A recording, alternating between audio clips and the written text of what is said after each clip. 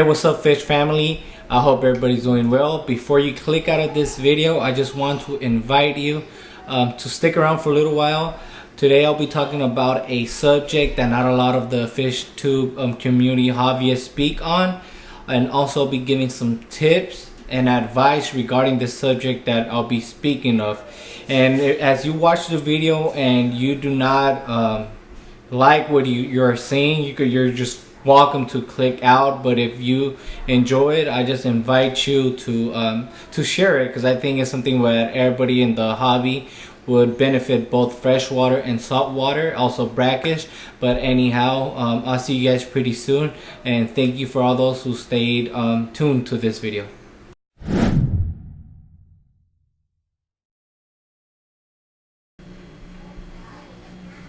Alright guys, I need to confess something. You guys know AA, Alcoholic Anonymous? Well, my name is Carlos, and I'm an addict. But I'm an addict to this hobby. So thank you guys for staying and taking your time and watching the rest of this video. Man, I just feel so camera shy, so just be patient with me. Also, I just want to speak of a subject that personally I haven't really seen out there on the FishTube community. I haven't really seen any of the other hobbyists share on their channels. So just these past days, I just been thinking regarding my whole 5 years of the hobby, my ups and downs, my addictions to the hobby, and I just decided that it would actually be a little bit beneficial for those that are new and those that have been on this hobby for a while now, something that you guys could relate to. So just again, be patient with me, as I'm not going to edit this video, so everything's going to be untouched and unedited. So everything that I'm just saying is just things that are coming out of my mind and my heart regarding this hobby. So it will benefit both freshwater and saltwater hobbyists, as I think it's something that everybody could relate to. There isn't really a word or a sentence that will describe the topic that I want to talk about, but let's just go ahead and, like freestylers do, I'm going to freestyle this video. So these past days, I just been thinking and came to realize that I am an addict regarding fish keeping.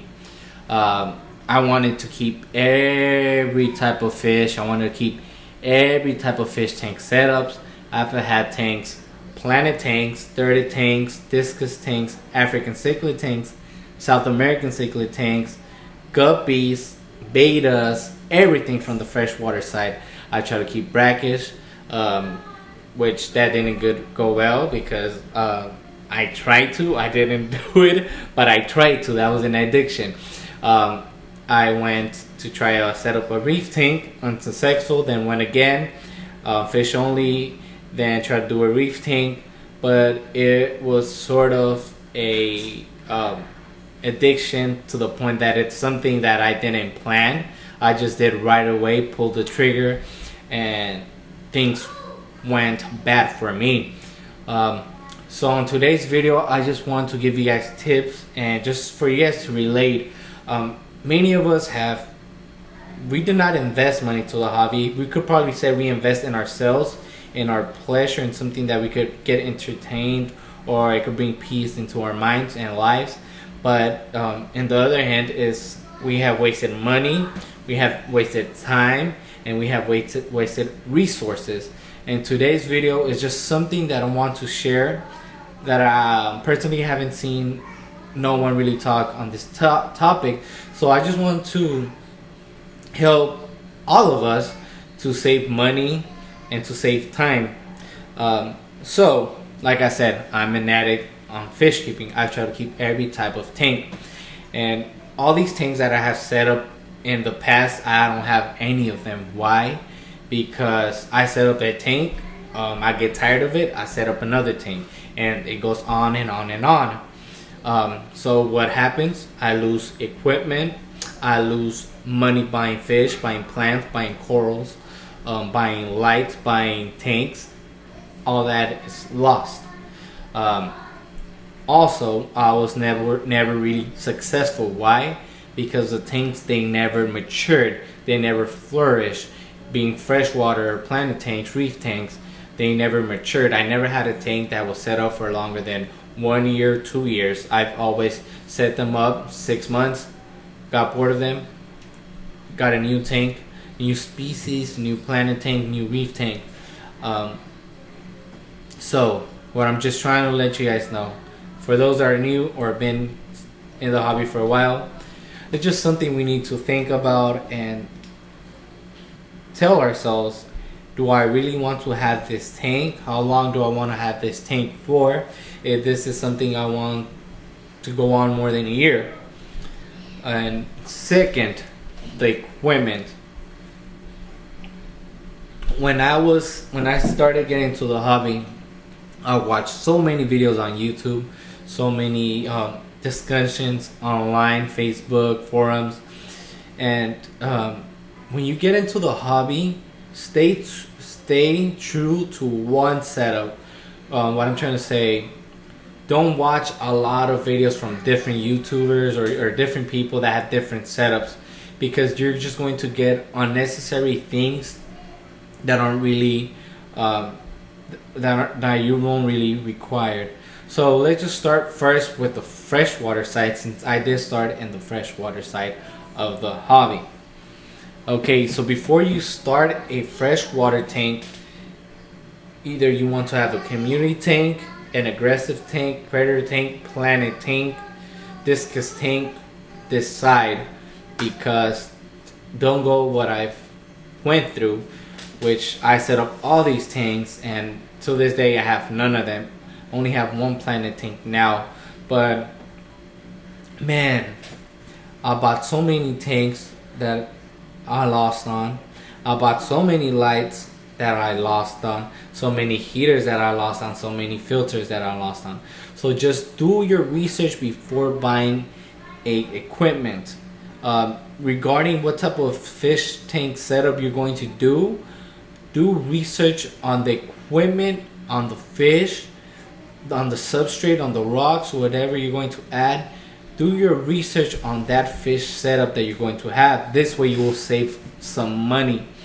And one thing I recommend, if there's local hobbyists in your area, or just go to the local fish store. Don't go to Petco or Pet Club. I'm not bashing them, but they do not have setups that others have at their home. So go to a local pet store, look at their setups for their display tanks, and just see the equipment, the things that they're running, the type of fish, plants, corals that they have. Just that. That's the thing. For equipment, something that I've realized that I always wanted to do a low budget build, but as I grew in the hobby, I wanted to keep plants or fish that required a better light, that required a better filtration. So what happened was that I lost on the first equipment that I purchased because I had to do an upgrade. So sometimes it's just better to be patient, save up some money, and buy yourself a decent light, a light that could be used for fish only, and a light that could also be used for a planet aquarium. For filtrations, I recommend just buy a filtration that is larger, has a larger capacity for gallons. Let's say if you have a 40-gallon tank, buy a filter that is set for a 80-gallon tank, because one day if you want to upgrade tanks, you do not need to buy another filter. Also for the heaters and for the lights, it all works in that purpose.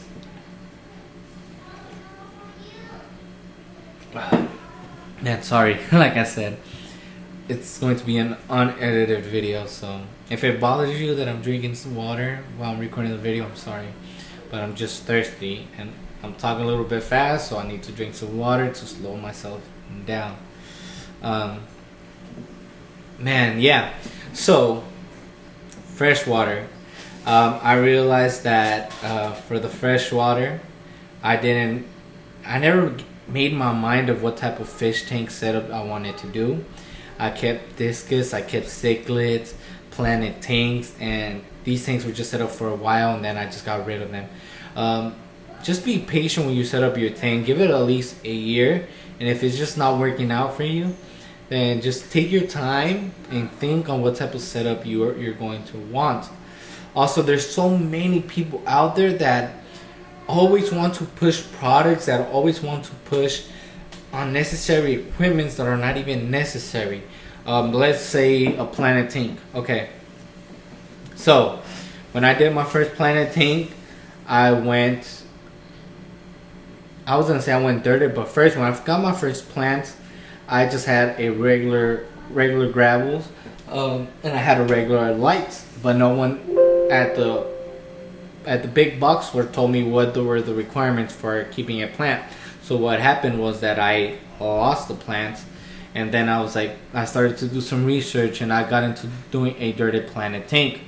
Dirty planet tanks, in my experience, they're really useful and beneficial because it is sort of like a low budget build for the nutrients for the plants.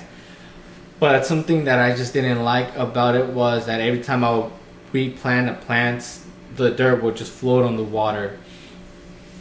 If you're going to do a dirty planet tank, when you plant your plants, make sure you're going to keep them in that location.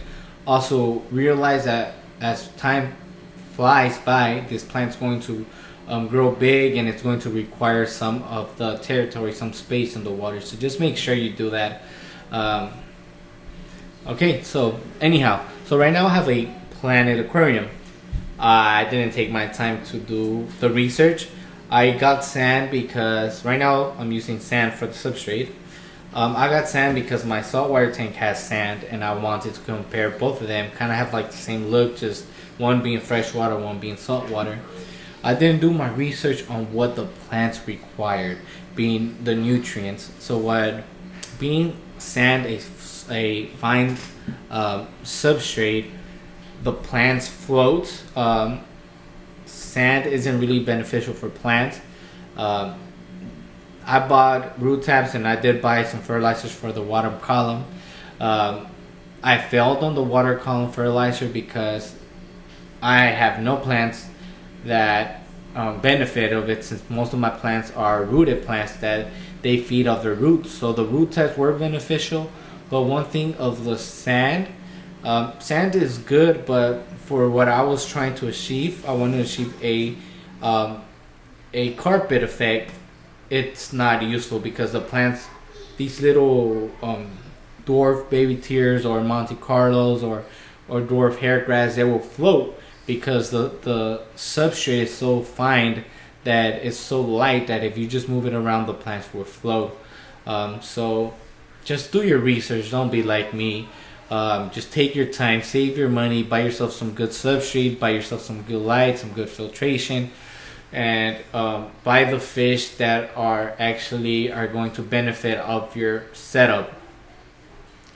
Now let's go to the saltwater side. Now for the saltwater side, I just want to give some tips. When I first got into the saltwater side of the hobby, I was watching so many videos, and I was going through so many forums, and I was going through so many pages on Facebook, people's advice and people's setups. But man, there's just things that are unnecessary that people just have. But it's not their fault, it's the fault of the person who is doing the build. What I recommend is for you, like I said previously, go to your local fish store, or if you know a local hobbyist, just go to their house and ask if you could see their equipment, how they're running their tanks, because sometimes so many people out there online have unnecessary things. Probably for them it's beneficial, but most of these things are not even necessary to keep a successful reef tank. And it's something that really scared me. Okay, so I tried to do everything in a low budget. So, man, an RODI system, you need one. I was using tap water, and sometimes the water from the city will be really dirty. Even though I'll put some prime, it gave me algae problems. So buy something that an RODI system that's going to benefit your water supply. Also, lights. I try to buy a cheap light. As I got into the hobby, I knew that this light wasn't going to be useful for the corals that I wanted to keep. So just be patient, save your money, and buy a good light. For the filtration, honestly, hang on the bags are okay. Some are okay. I don't know about canister filters. I have no experience. But skimmers aren't really necessary.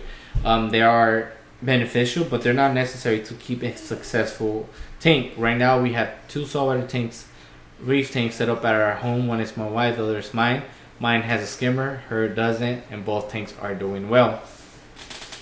And why I want to mention the skimmer is because I was just doing research and people were saying you need a skimmer, you need this and that. So I was like, man, I don't have money for a skimmer. What could I do? So I went online and I seen a video of someone having a hang on the back filtration system. They said, oh, to replace the skimmer, what I have a poly filter pad, I have a Chemi Pure Blue, and I have 2 little fishes Phos logs. So these 3 medias I was paying about $60 a month, sometimes a little bit more because of the poly filter pad. I had to replace every week, bi-weekly, or every month. I realized that these things are unnecessary if you are a person that does weekly or bi-weekly water changes. I went a whole year wasting money buying poly filter pads, the 2 little fishes Phos logs. I realized that those things were unnecessary. Today, I just run Chemi Pure Blue because it is beneficial to keep clear water. It has active carbon, and it also have the de-iridescence that helps you control some of the phosphates and nitrates and things of that sort. So just do your research on the media that you're going to buy. Do your research on the equipment you're going to buy. Do your research on the corals you're going to buy, on the fish you're going to buy, being freshwater or saltwater. Do your research on the corals, on the plants. Just know how big are they going to grow, the requirements they need.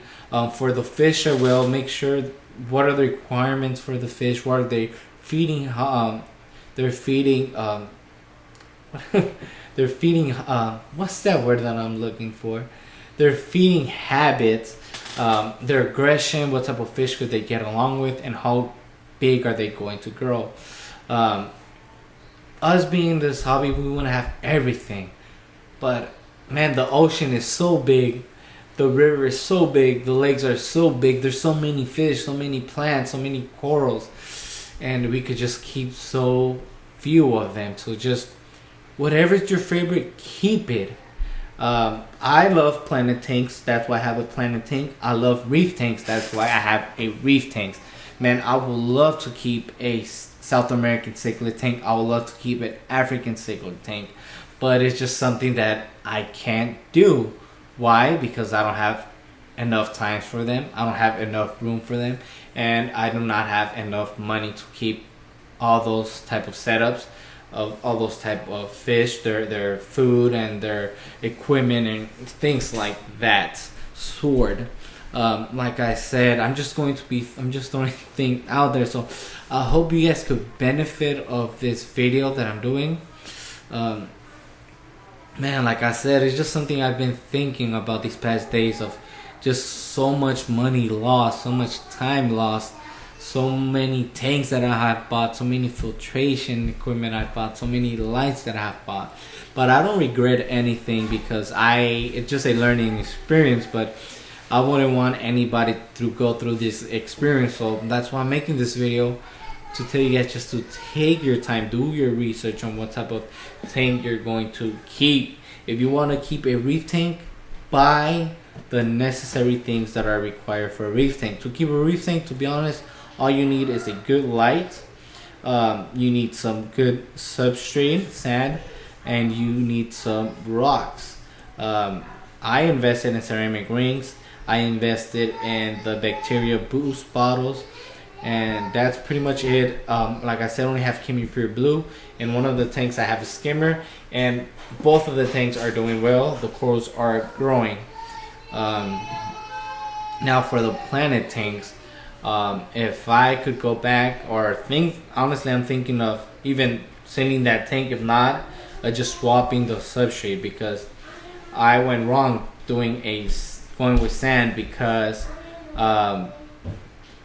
it's impossible for a carpet, or it's probably possible, but excuse my wife. Like I said, it's going to be unedited, untouched video. They're upstairs and I'm downstairs making this video. But for freshwater, just take your time, do your research, and things like that. I'm going to end the video pretty soon, so I just hope you guys got something out of it. I think I need to go upstairs and check on the wife and on the kids. And anyhow, I'm going to end the video now. I just hope you guys got something out of it. Until then, thinking of making a video pretty soon. I'm not sure. But thank you for watching. And till then, on out.